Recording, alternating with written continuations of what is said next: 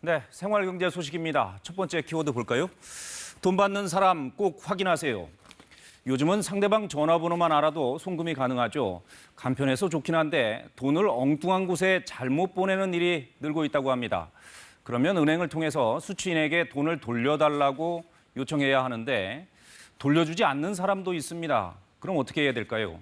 방법이 있습니다. 차고 송금 반환 지원 제도를 이용하시면 됩니다. 예금보험공사가 지난해 7월부터 시행 중인데 지금까지 33억 원을 돌려받았습니다.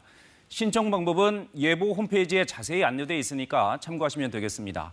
다만 차고 송금액이 5만 원 이상 1,000만 원 이하인 경우만 반환 신청이 가능하고요. 보이스피싱 등 범죄에 이용됐거나 압류 같은 법적 조치를 받고 있는 계좌는 대상이 아닙니다. 이런 일 겪지 않으려면 이체 버튼 누르기 전에 먼저 예금주 이름 꼭 확인하시기 바랍니다.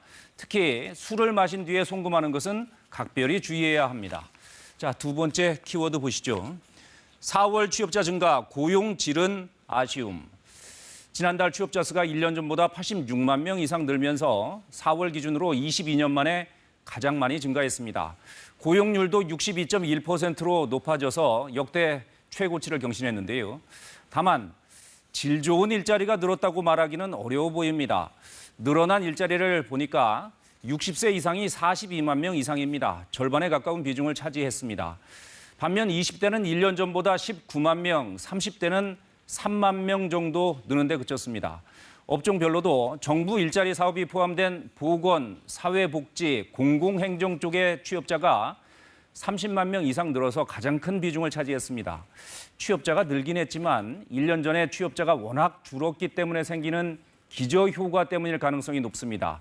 늘어난 일자리의 성격상 앞으로 방역 인력 같은 일시적 고용이 줄면 취업자 증가폭도 다시 둔화할 수 있다는 분석이 나옵니다.